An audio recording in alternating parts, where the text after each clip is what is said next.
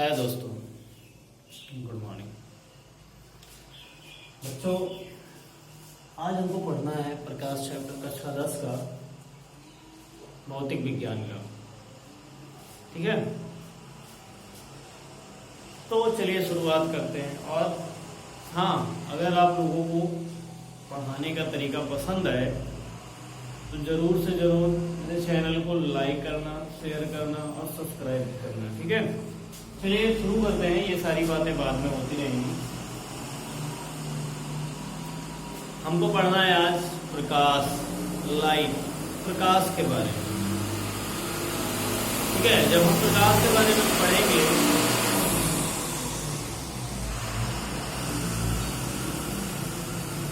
तो हमारे मन में एक छोटा सा क्वेश्चन आता है कि यार प्रकाश के बारे में पढ़ रहे हैं तो प्रकाश है क्या चीज, है ना। चलिए सबसे पहले हम प्रकाश की डिफिनेशन समझ लेते हैं। प्रकाश क्या है? तो प्रकाश एक प्रकार की ऊर्जा है। प्रकाश क्या है? प्रकाश एक प्रकार की ऊर्जा है जिसके माध्यम से हम किसी वस्तु को देख सकते हैं। प्रकाश क्या है? प्रकाश एक प्रकार की ऊर्जा है जिसके माध्यम से हम किसी वस्तु को देख सकते हैं। कैसे? चलिए समझते हैं।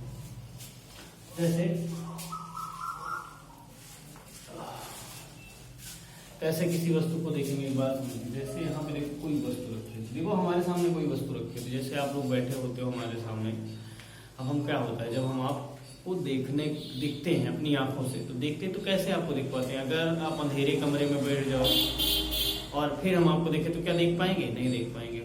होता क्या है, कोई प्रकाश की किरण आपके ऊपर आकर के पड़ती है और आपके ऊपर से पड़ करके वो परावर्तित होती है, परावर्तित होकर के हमारे आंखों पर आती है। यानी कि कहीं से आती है, कहीं से प्रकाश आता है और वो आपके ऊपर पड़ता है और आपके ऊपर पड़ने के पश्चात हमारी आंखों पर आता है। तो हमारी आंखों को क्या करता है? संवेदित करता है। तब जाकर के हमको पता चलता है कि हाँ कोई क्या कर रहा है, हमें कोई दिख रहा है या कोई वस्तु हमको दिख रही है ना। तो यानी कि प्रकाश क्या है? तो प्रकाश एक प्रकार की ऊर्जा है जो हमारी आंखों में संवेदना उत्पन्न करता है, या फिर प्रकाश एक प्रकार की ऊर्जा है जिसके माध्यम से हम किसी वस्तु को देख सकते हैं। आप लोग कोई भी डिफिनेशन बोल सकते हो, कोई दिक्कत नहीं है। ठीक है, तो प्रकाश की डिफिनेशन क्या हो जाएगी कि प्रकाश एक प्रकार की ऊर्जा है जिसके माध्यम से हम किसी वस्तु को देख सकते हैं। ठीक बेटा, चलिए नेक्स्ट टॉपिक हमारी क्या है?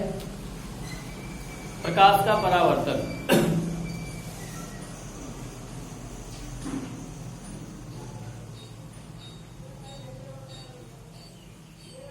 Reflection of light. क्या है? रिफ्लेक्शन ऑफ लाइट, प्रकाश का परावर्तन। प्रकाश का परावर्तन क्या होता है? ध्यान से समझिए। प्रकाश जब किसी चिकनी सतह, जैसे बोर्ड क्या है, कैसा है? चिकना है ना। तो प्रकाश जब किसी चिकनी सतह पर पड़ता है तो पड़ने के पश्चात वह उसी माध्यम में वापस लौट जाता है। ऐसी घटना को प्रकाश का परावर्तन कहते हैं। एक बार मेरे साथ बोलिए आप लोग, प्रकाश का परावर्तन क्या होता है?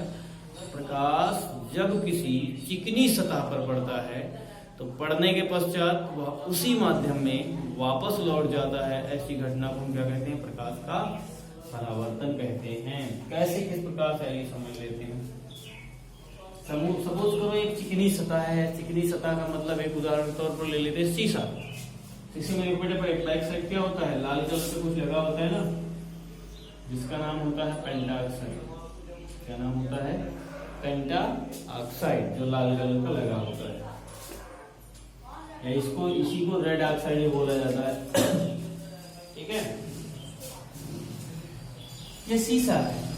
ठीक है, पीछे एक इधर कलर किया गया है। क्या होगा? इधर से कोई प्रकाश सूर्य की तरफ से आ रहा है। सूर्य से कहाँ पे आ रहा है?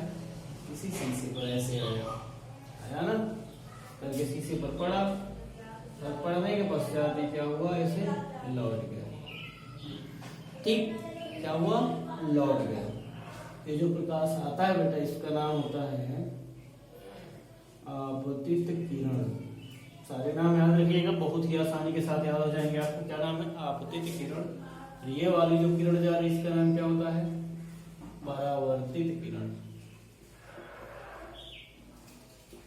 आपतित किरण और परावर्तित किरण, यानी जो आती है उसको कहते हैं आपतित किरण, जो जाती है उसको कहते हैं परावर्तित किरण। ठीक है, अब देखिए प्रकाश का परावर्तन क्या होता है।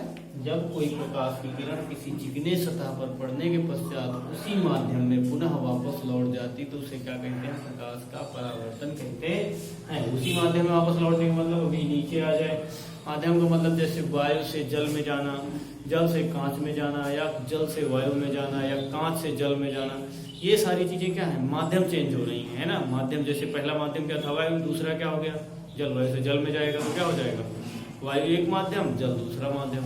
यानी कि जहाँ पे माध्यम चेंज होता है, लेकिन यहाँ पे क्या करना है, माध्यम हमें चेंज नहीं करना है, उसी माध्यम, यानी वायु से आ रही है तो वायु में ही जाएगी, जल से आ रही है तो जल में ही जाएगी, कांच से आ रही तो कांच में ही जाएगी, या कोई और माध्यम है निर्वात से आ रही तो निर्वात में ही जाएगी। ठीक है, तो ऐसी कंडीशन में जो होता है, जो घटना घटित होती है, यानी कि जब कोई प्रकाश की किरण किसी चिकने सतह पर पड़ने के पश्चात उसी माध्यम में वापस लौट जाती तो ऐसी घटना को हम क्या कहते हैं, प्रकाश का परावर्तन कहते हैं। ठीक है बेटा, तो जो किरण आती है प्रकाश के परावर्तन में उसको क्या कहते हैं हम, आपतित किरण, और जो जाती है उसको क्या कहते हैं, परावर्तित किरण। हाँ, एक किरण और होती है इसमें, जो दर्पण होता है, इस दर्पण के 90 डिग्री पर बिल्कुल सीधे सीधे किरण होती है जिसका नाम होता है अभिलंब। क्या नाम होता है, अभिलंब। एक होती है आपतित किरण आने वाली, जाने वाली परावर्तित किरण, और जो बीच वाली होती है वो होती है अभिलंब। ठीक है बेटा, प्रकाश का परावर्तन याद हुआ। प्रकाश का परावर्तन क्या होता है, जब कोई प्रकाश की किरण किसी चिकनी सतह पर पड़ती है तो पड़ने के पश्चात उसी माध्यम में पुनः वापस लौट जाती है, इसी घटना को प्रकाश का परावर्तन कहते हैं। मेरे साथ आप लोग भी बोलिएगा तो जल्दी याद हो जाएगा।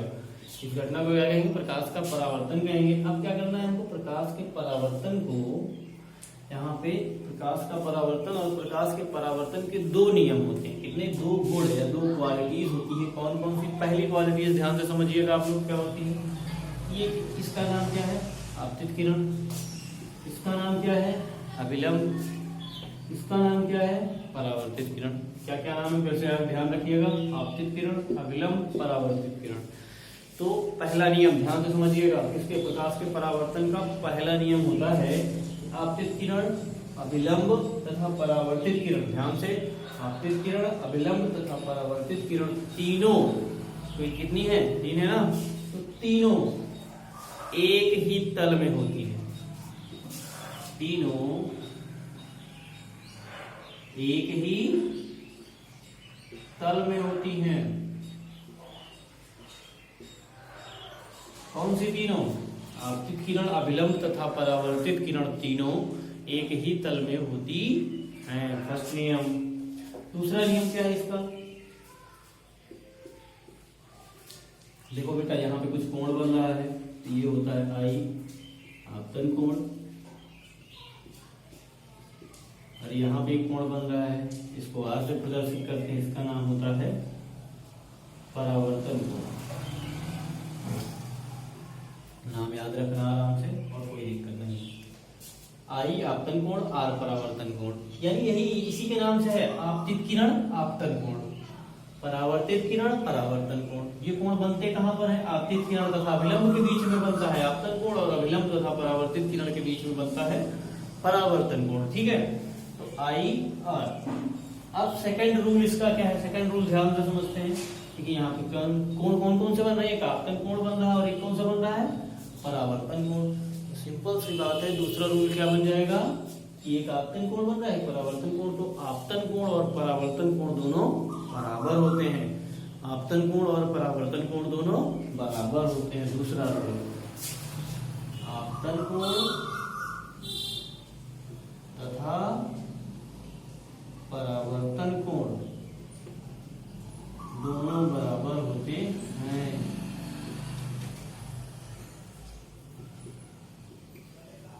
बच्चे लोग, मेरी राइटिंग थोड़ा अच्छी नहीं है, इसलिए मैं बोल रहा हूं तो बोलते समय लिख लिया करो, मेरे लिखने पे मत जाया करो। ठीक है,